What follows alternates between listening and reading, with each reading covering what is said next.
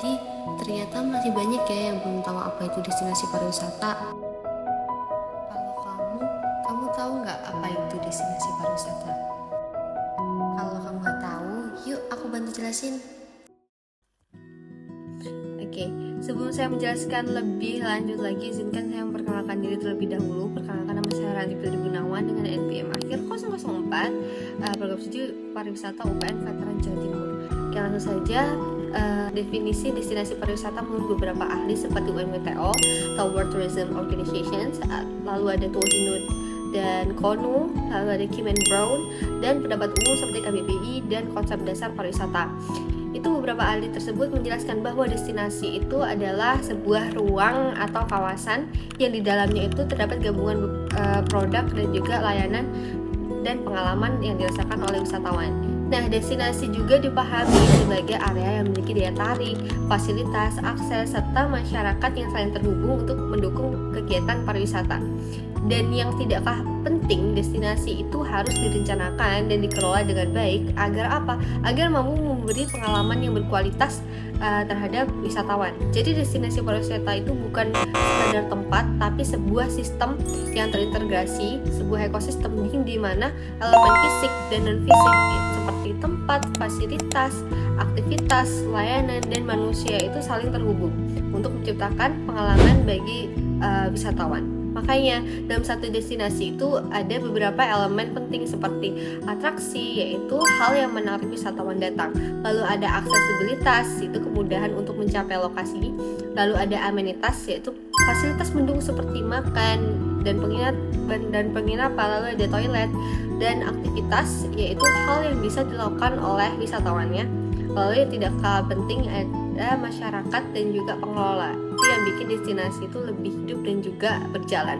Nah, semua elemen ini saling terhubung dan membentuk satu pengalaman utuh. Contohnya kita bisa lihat di Lombok ya. Di sana ada berbagai atraksi seperti Gunung Rinjani dan juga Gili Trawangan dan lain sebagainya. Lalu ngomongin terkait akses juga tersedia dengan cukup bagus dan fasilitasnya berkembang, dan masyarakat juga tentunya ikut terlibat dalam pengelolaan. Nah, semua elemen ini tuh bekerja sama menciptakan pengalaman yang utuh. Tapi nggak semua tempat itu berhasil menjadi destinasi. Ada tempat yang memang sempat viral karena view-nya yang bagus, tapi aksesnya sulit, fasilitasnya juga minim, dan pengelolaannya juga tidak jelas gitu. Akhirnya apa? Akhirnya orang datang ke tempat wisata tersebut hanya sekali, tapi tidak datang kembali, karena yang dibangun itu hanya tempatnya saja, bukan sistem dan pengalamannya, seperti itu. Karena itu pengelolaan destinasi itu tidak bisa hanya berfokus pada tempatnya saja, tapi harus memastikan bahwa semua elemen itu berjalan bersama, seperti akses yang mudah, fasilitas yang memadai, lalu lingkungan yang terjaga, dan pengalaman wisatawan yang nyaman dari awal sampai akhir, serta melibatkan masyarakat lokal dan menjaga kualitas, bukan sekedar mengejar keviralan saja. Karena memang destinasi yang baik itu bukan yang paling ramai, tapi yang membuat wisatawan itu ingin kembali, seperti itu. Agar tidak terjadi kesalahpahaman di masyarakat, kita perlu menyampaikan definisi yang benar dan jelas, sehingga informasi yang diterima dapat dipahami secara tepat dan tidak menimbulkan persepsi yang keliru.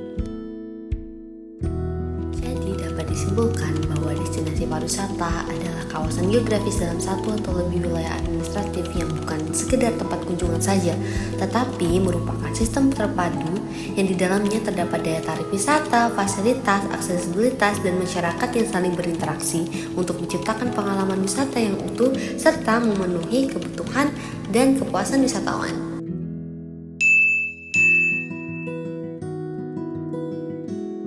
Ternyata masih banyak yang bingung ya membedakan daya tarik wisata dan destinasi pariwisata, karena memang keduanya sering dianggap sama.